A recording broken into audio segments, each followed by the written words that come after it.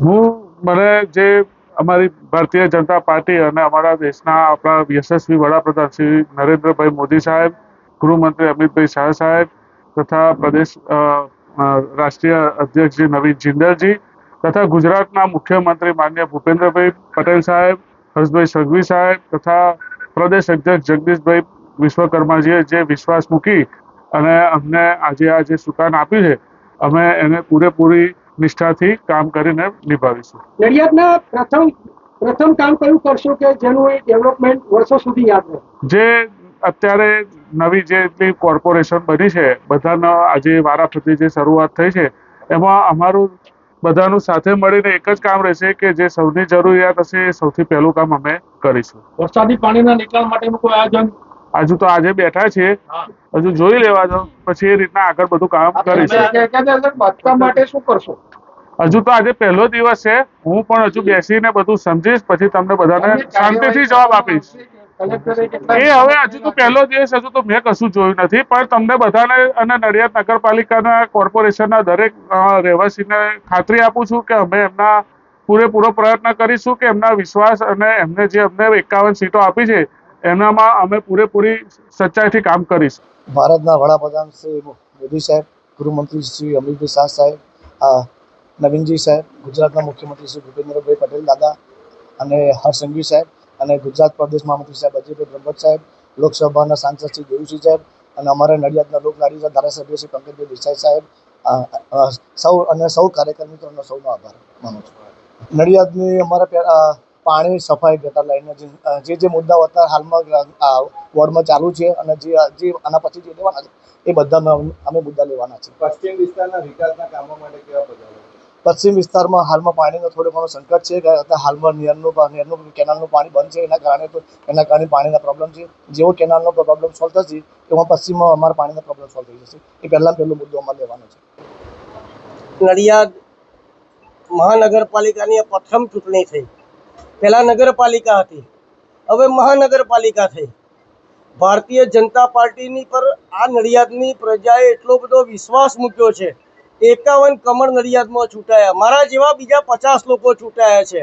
લોકોની અપેક્ષાઓ સૌ નાગરિકોની છે નડિયાદની કે પહેલાં જે જૂનું નડિયાદ હતું અને આજે દિવસે દિવસે રિંગ રોડના આધારે આખું નવું નડિયાદ બની રહ્યું છે.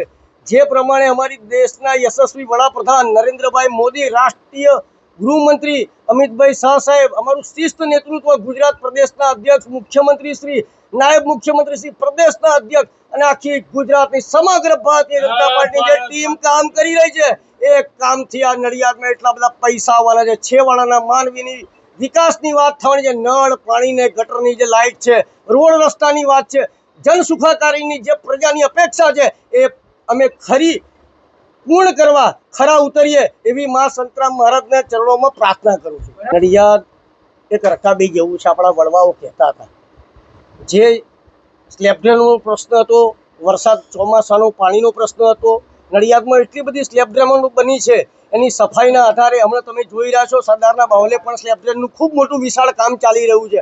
અને દિન પ્રતિદિન આ નડિયાદમાં એટલો બધા વિકાસના કામ થવાના છે કે ન પૂછોની વાત. અને આ જ કાર્યથી જનતાની અપેક્ષા હશે કે બધું તરત મળી જાય. પણ અત્યારે આ નગરપાલિકામાંથી મહાનગરપાલિકા થઈ છે. 1 વર્ષનો સમય થયો છે, હજુ પણ આનાથી ઘણો ખરા વિકાસના કામો થવાના છે. પણ હું એક સ્ટેન્ડિંગ કમિટીના ચેરમેન તરીકે આજે એટલો વિશ્વાસ સાથે કહું છું કે 1 હાથે તાળી નહીં પડે, 2 હાથે તાળી પડશે. એટલે નડિયાદની પ્રજાજનોએ પણ ખૂબ સહકાર આપવો પડશે, તો આ શહેરનો વિકાસ થશે. અને શહેરનો વિકાસ થશે તો આ નડિયાદ જે ગુજરાતના જે મહાનગરો છે એની પેરેલલ નડિયાદ પણ એક મહાનગરનું નામ આગળ જશે. My school is one such future-ready school where I understand each and every concept taught in the class and don't rote learn, where teachers don't just use books and blackboard to teach but use new ways of teaching and learning like audiovisual learning, activity-based learning and group activities, which enhances my conceptual understanding. My school also teaches coding, which is an important 21st century skill. Not just that, I get an opportunity to showcase my skill on a national platform. And with all this, I acquire important skills that make me future ready and confident. Would you also like to know where is my future ready school? Visit now and see for yourself.